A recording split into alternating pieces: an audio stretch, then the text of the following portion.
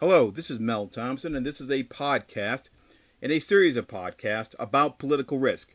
Today I'll be discussing FDI and the workings of FDI within the context of government programs.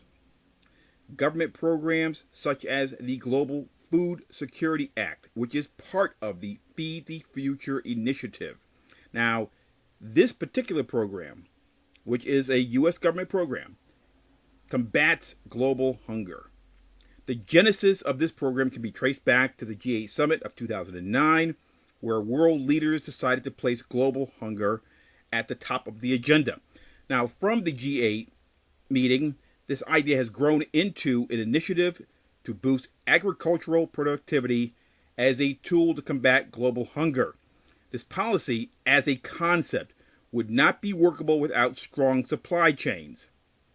Supply chains instantly bring up the issue of private sector involvement, moving supplies to and fro, making sure things get to where they are, manufacturing what is needed to combat this horrible global problem. Providing the tools of relief for any crisis, whether it be hunger or something else, requires logistics that put into place the actual supplies to combat the problem. And supplies do not make themselves. So therefore, the private sector has a huge role to play in this type of initiative. Political risk that can occur during the planning phases of programs like this typically impact non-governmental partners who are the fulcrum of supplying, building, and innovating successful methods on the ground. In other words, companies are going to be facing the same type of potential political risks, even if they are involved in a government initiative like this, that they would face if they were out there on their own trying to develop a project that is not tied to a government initiative.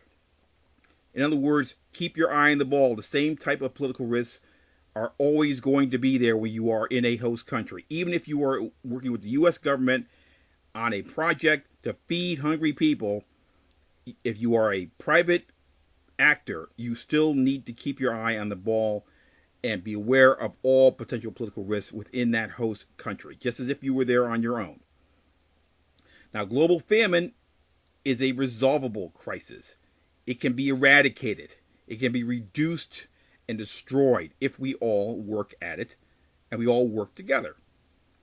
Now, global famine creates all types of other problems. All types of political risks spring from this horrible issue.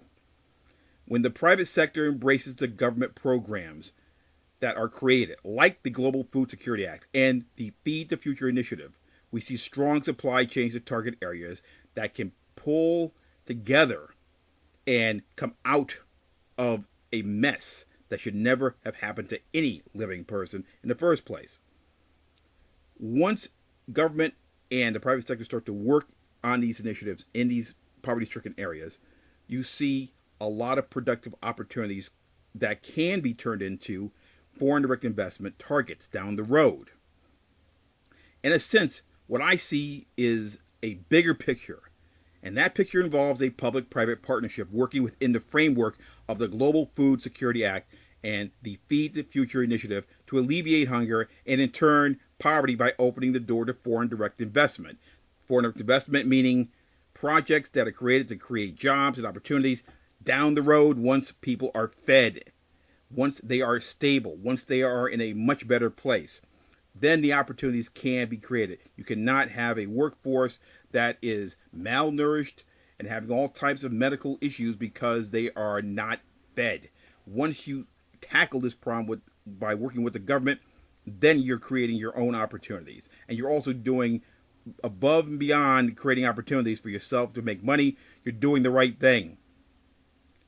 You cannot have a situation where the end game is not the creation of a stable community where hunger doesn't exist.